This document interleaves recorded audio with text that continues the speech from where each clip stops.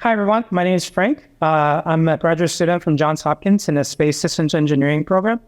Along with Dr. Falco, I will be presenting our paper on the vulnerabilities of inner-life satellites.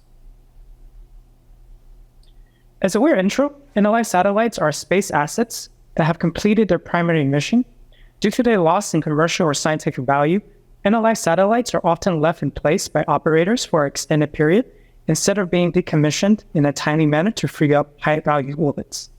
If you look on the graphics in the red region on the slide, this period of inactivity of as long as 25 years exposes inner-life satellites to a lower level of operator vigilance and a higher level of cyber attack risk.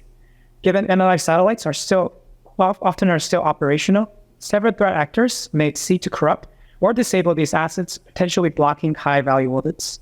In a more extreme scenario, attackers can gain access to the inner-life satellite's propulsion or power subsystems and intentionally colliding with debris or other satellites. So in this presentation, we'll first discuss how big this problem is, how are satellites typically managed in inner life, with a case study from Iridium, what are some unique attack vectors, and what are some policy and technical mitigation measures. First, let's try to size this problem by cross-referencing a few data sources. In 2021, Geospatial World estimates about 2,583 inactive satellites in the low Earth orbit, but the methodology, unfortunately, isn't publicly available.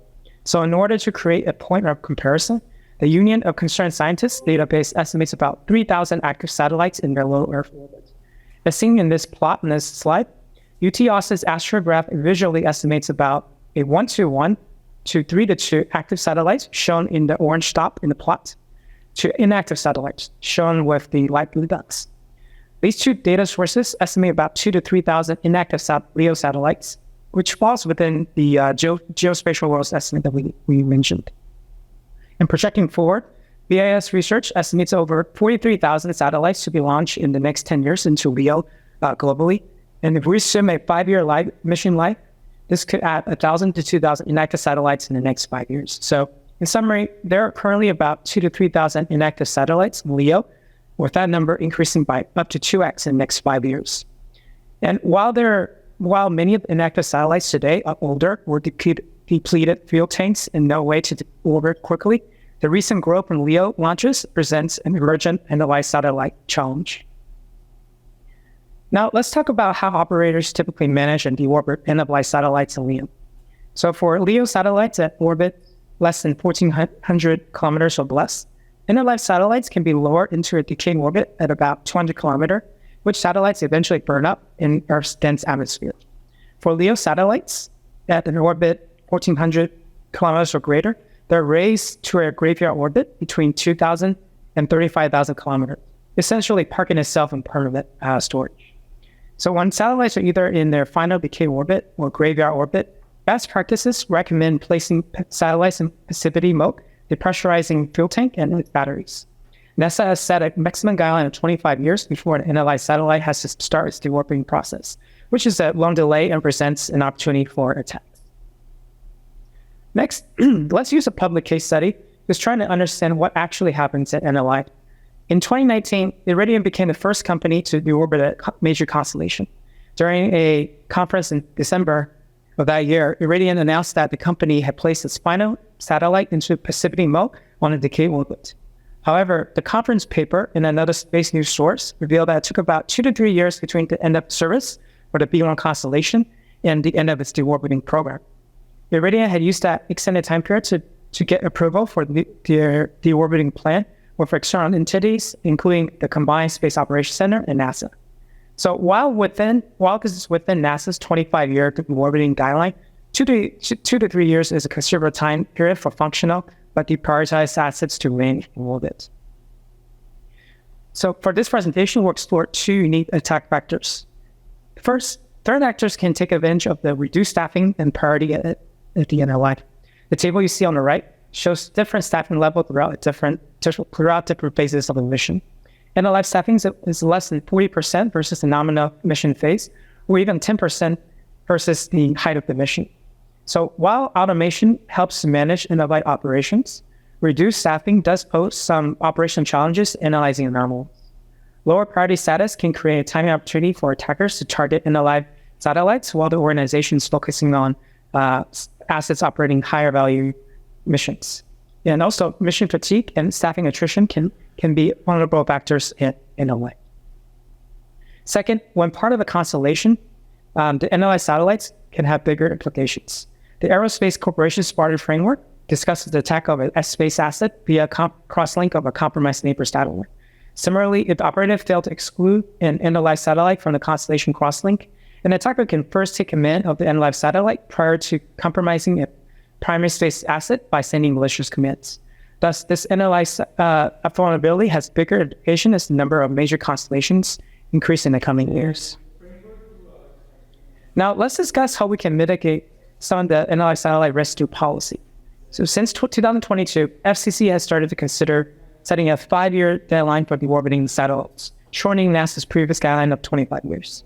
While there are many challenges to implement this proposal, including operators having to essentially shorten their satellite asset lifespan, this requirement thus may force operators to analyze procedures carefully and be timely about eventual disposal of space assets. Furthermore, also in 2022, the Senate has passed a bill mandating NASA to implement a program that identifies and manages orbital debris, which poses the greatest immediate risk to the sustainability of high-value orbits. However, this bill has yet to define the requirements of such a program, nor has the bill passed Congress. Finally, let's move on to technical mitigation measures. First, we can mitigate risks by performing digital sanitization in the life satellites. For general computers and servers reaching end of life, NIST has published guidelines for IT asset disposal with digital sanitization techniques. Similarly, end-of-life satellites can benefit from such digital sanitization by overriding their mission software, with the end-of-life supply software limited to performing only the final disposal maneuvers. For example, while not exactly a complete digital sanitation procedure, Iridium did update its satellites with a final flight software worth deorbiting and passivation sequences, which may have removed the original mission flight software. Second, we can mitigate risk by building capability in autonomous decommissioning of end-of-life satellites. The recent development of spacecraft tracking and rendezvous technologies can help automate the decommissioning process. So post-mission, end-of-life satellites can be placed in cybersec mode for automated decommissioning. Any command to intervene or control the spacecraft is disallowed unless a secure authentication is approved for operators to restore the spacecraft back to operating mode. The cybersec mode enables end-of-life satellites to safely and automatically change trajectory into a decay orbit or a graveyard orbit, implement passivity procedures, and then perform final digital sanitization. This autonomous decommission capability allows the timely disposal of end-of-life satellites while mitigating any cyber attack risks throughout the process. So in conclusion, while end-of-life satellites may not be perceived as desirable targets, when overtaken and disabled, the results can be devastating for space sustainability. Within 5 years, given recent growth in space activities, this presentation estimates up to 5,000 inactive satellites in LEO, furthering this concern. So in order to boost defenses, this presentation analyzes end-of-life satellites to have several unique attack factors, including reduced staffing, lower priority status, and mission fatigue. With a growing number of large constellations, the vulnerability of an end-of-life satellite can have even bigger implications through cross-link cyberattacks as part of a constellation. In general, policy mitigation that forces operators to clear high-value orbits in a timely manner at end of life will be effective in reducing the risk of cyber threats. And lastly, for technical mitigation, end-of-life satellites can be protected by digitally sanitizing their supply software. Ultimately, the space community should move towards a future that includes post-mission autonomous decommissioning, where end-of-life satellites may be placed in a cybersec mode to automatically deorbit for disposal, implement passivity, perform digital sanitization while mitigating any cyber attack risks throughout the process. And that concludes my presentation. Thank you. It seems like you're speaking about the US here, like all the policies and everything, right? But I mean, is the US trying to regulate all of space, or does it also apply to everybody launching in the US or with SpaceX, or like who's then kind of responsible for the satellites? Yeah, I guess that's like the tough question across space community in general. Like who's responsible for any risk that happens in space? So I'm honestly not sure, but maybe US can play a leading actor in implementing and implementing as something that the rest of the space community can either improve upon or change upon, and take the first step. Just to quickly follow up on your question. So legally, it's regulated that the country from which grounds the rocket launches is responsible for the regulative aspects. So that means, say, for French Guiana, that's a territory of France, so it's part of the European Union. So the European Union space policy would apply. If you launch from Kennedy Space Center, no matter whether you launch as NASA or you launch as SpaceX, you fall under a US regulator. And the regulators of different countries, they meet and agree in the United Nations Committee on Use of Outer Space, and there they agree also policies on deorbiting and things like this. But in the end, the country from where you launch determines your regulation. Hi. How would regulators actually verify that that your software has the recommendations that you recommend? As in like some sort of like certification process? Yeah, essentially something like that. That's the part, honestly, I couldn't find a lot of info on. Like the Iridium case study, they did cite that they had to file a bunch of approval plans before they actually deorbit. My hope is that in the future, we can start looking at deorbiting like how we file launch approvals. Like all these launch operators want to launch every week. So maybe we can get to a place where things are so automated that the regulatory agencies, you can pre-file so that you can deorbit as soon as your satellites at end of life, versus like having to get their approval, wait the time period, and then deorbit. Just a quick follow-up.